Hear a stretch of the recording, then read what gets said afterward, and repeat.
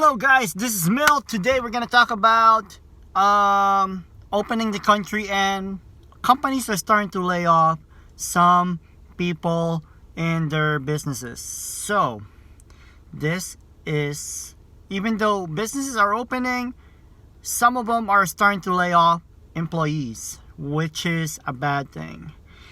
To do some cut-offs when it comes to keep the businesses going. And yes, this is also affecting hospitals. Now, hospitals are a vital part of our economy, but also the government, or the federal government, gave them money to keep afloat. With Trump's policy, now remember I told you guys about back then when I warned how the economy is going to collapse. This is it. It's starting to show, because even though we're opening back, there's going to be a lot of people who's going to be unemployed, going to be off work, and there's going to be a lot of people who are not going to be working. So these are just part why I mentioned back then in my YouTube, like before the shutdown, even 2 weeks before the shutdown, that I mentioned on my YouTube channel, before May 18 or something. I made a video on my YouTube channel. You can find it there. I think I titled it "Shutting Down May Collapse the Economy," which is happening right now, which is really bad. Even though we're opening back up the vital companies, like there are some restaurants who are actually definitely closed. Like they're here in San Diego. Five Guys, after I think 20 years, 17 years, or 30 years or something, they've been open in San Diego, Pacific Beach, by the way. They closed definitely after that shutdown. So now, it only shows that a lot of the businesses here nowadays are not able to stay afloat because of the shutdown. Even though, with this economy, a lot of people are scared now. When you study about economics, which I'm studying right now, there's less investors when there is the government trying to control. The investors get affected when government tries to control the economy, which is true. You know, it can vary loans, it can vary borrowers, it can vary all that stuff. So now, one of my friend who I used to work with, I'm not gonna mention what hospital, what company, I don't want to get them in trouble. I used to work with them, and now they're laying off 10% of their staff. These are nurses. So yes, I just this information I got from him. So I'm not, like I said, I'm not gonna put any names out there. But this only shows how, even though how much money you put in, when you shook, when you even startled an economy, that's how fragile economy is. It can domino effect everything. That's why with me, what I do right now, how my lifestyle is, it works because I'm adjusting and I'm adapting to the economy. I'm waiting till when the economy jumps back up.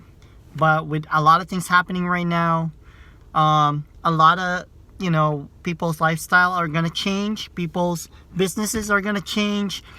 Even business models are going to change. There's like a lot. There's just going to be a lot layoffs. And because even though you open it, it's a bit, I hate to say it, it's a bit too late now, because when we slow down the economy when the economy slowed down dramatically, which to the point where the whole country stopped, it's hard to restart it, because all the money, all the circulation, it also stops, and it will take some time to go back up to normal or the right circulation. So right now we are still on a phase where we are not on the lockdown now, because the government or Trump said that, you know, we're not in the lockdown now, but he's trying to restart the economy, which is now the economy that are still going, which is surprising, even though they got affected by COVID-19, like Belize, Belarus. Their dictator did not saw COVID-19 as a danger. Now their economy is still thriving. Now, think about that. There's a lot of things happening. So if you guys watch this whole video, I can tell you a lot of things. But Belarus is still thriving. The countries that did not focus on the COVID-19 or downplay the COVID-19 are still thriving, which is really interesting. And countries that that focus on the COVID-19 or the coronavirus are now in trouble with the economy. That only show you this is all political. And remember with the Momo back then, I want to tell you about this too. The Momo back then, where this Japanese artist created this chicken female looking art, and a lot of people committed suicide. That's the effect. Even though it's just an art and it became viral, and people added stuff to it to make it like, oh, if you don't share this art or this statue will visit you. So people take things seriously when it comes to social media. It's really dangerous, and I think social media is becoming dangerous itself, in my opinion. By the way, everything that I'm saying here is also my opinion, so you don't have to take it, but if you do, think about what's happening around you. Okay? Think about what's happening around you, and think about what's happening around our nation. But if you kind of observe outside, but you want to observe within your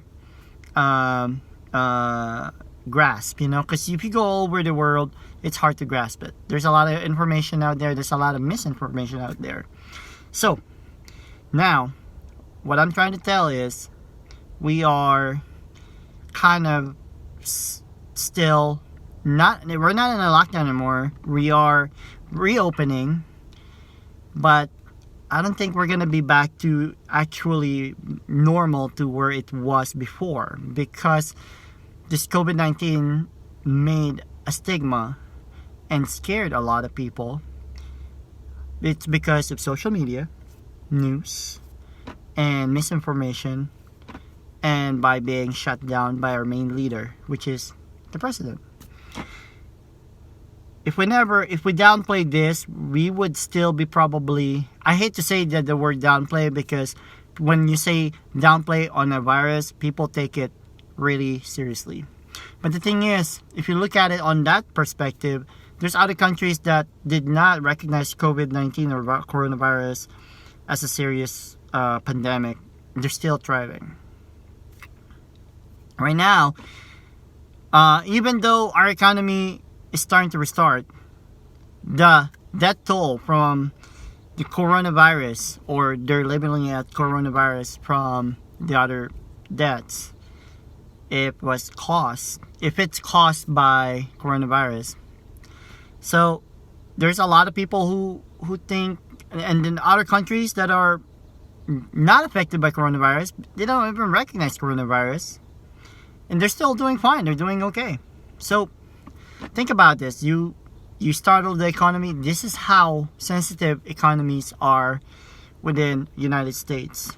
Okay, this is really scary, because even though this coronavirus began from China, from what everybody was saying, that effect, that domino effect to us was bigger, has more effect to us, because we are that sensitive to it.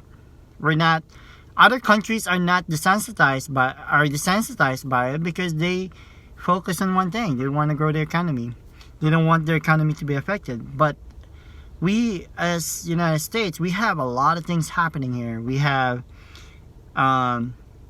people who are afraid, and leadership issues within our nation. So there's a lot. There's a lot. So right now it's all this our Trump's policies are backfiring. So that's just my opinion. That's just me. So yeah.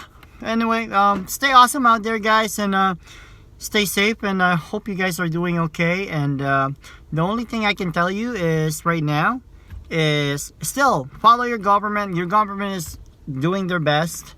The thing is, this is kind of out of our control. So yeah, it's up to the government to fix this. And if it does not, eventually, we the people will do something about it eventually, because the people, United States, are the one who created the government. Okay, we are the one who pays the government. So, but the government's job is to take care of their economy or their people. So, something to think about. Don't forget to subscribe. This is Mil, and I hope you guys are doing awesome. Bye.